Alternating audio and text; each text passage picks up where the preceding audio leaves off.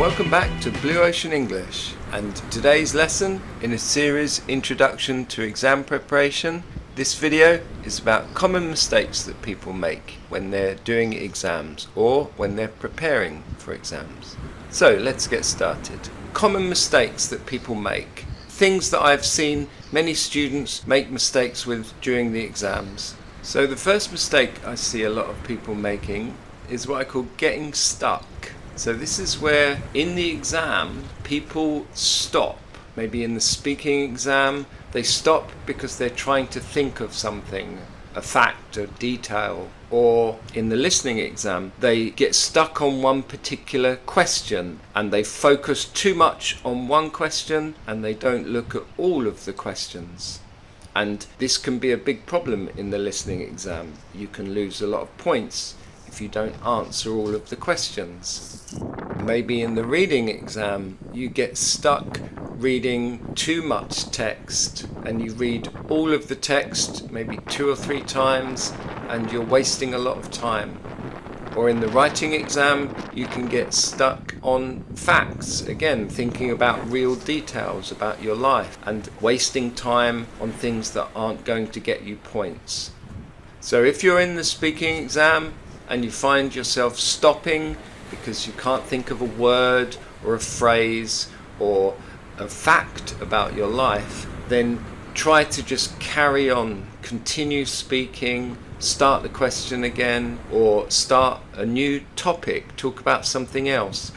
The next common mistake I see people making is not using your time in the exam well. Or maybe it's better to say not filling your time. So this can be different for different exams. In the speaking exam, if you're given 1 minute to speak about something like your hobby, you should think about that 1 minute as a short period of time to show the examiner how fantastic you are at speaking English. The objective is not to talk about your hobby. Your objective is to talk about your hobby with nice grammar and nice vocabulary and show them your great English. But this also means that you need to speak for 1 minute, not for 20 seconds. You should fill your time. Use all of the time that you have. If you can't speak about your hobby for 1 minute, then speak about your hobby for 30 seconds and then talk about something connected to your hobby for 30 seconds. Change the subject, but keep speaking for the full minute. If you worry about speaking for too long, it's not a problem. If you speak for too long, the examiner will stop you. What is a problem is if you speak for 15 seconds when you have 1 minute. The next common mistake people make is not answering the question. This can be common in the speaking exam, but also in the writing exam. So in the writing exam, maybe you need to write an email and you need to include 3 different things that you need to say in the email. If you don't write those 3 things in your writing piece, then you will lose points.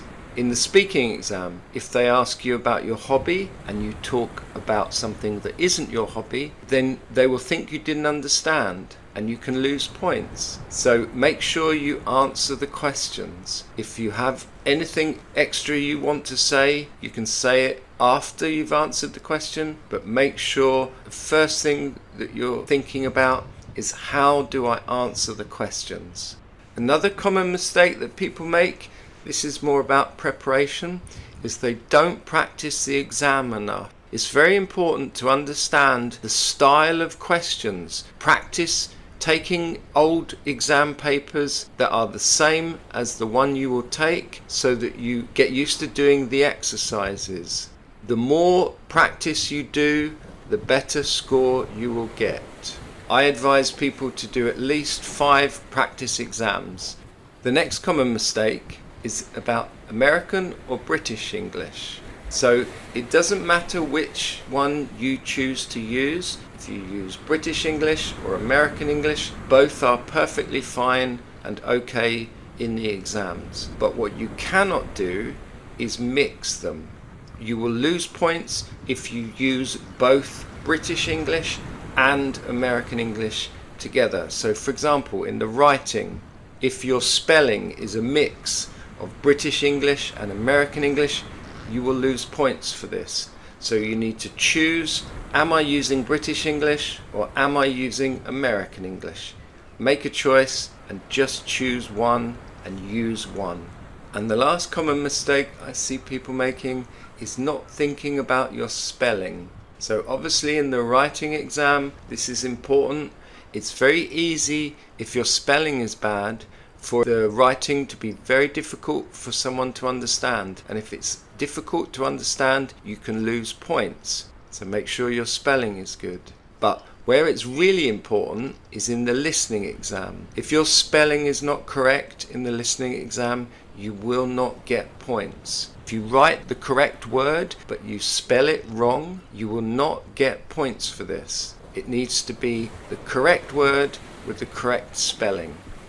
So that's it for today. In this video we looked at the common mistakes that people make when they're studying and practicing and taking an exam. Thank you for watching and good luck. Here we are, just another typical English summer day. Just before I go, it's just me doing everything here at Blue Ocean English. So if you like what I'm doing and you want to see more, please don't forget to leave a comment. Maybe you have an idea for a video or a nice background picture that you'd like to see, or share this video with a friend. The best way for you to say thank you is to hit the like and subscribe buttons and check out my merchandise, all the nice things you can buy, t-shirts, hats. You can also check out our great books on Amazon.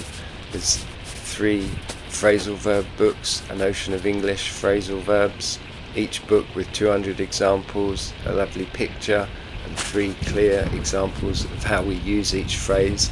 And then 3 books for idioms, they're called An Ocean of English Idioms. Also 3 books with 600 idioms, 200 in each book, all with a picture and 3 clear examples of how we use each idiom. Thank you very much for watching, and wherever you are, try to feel English today.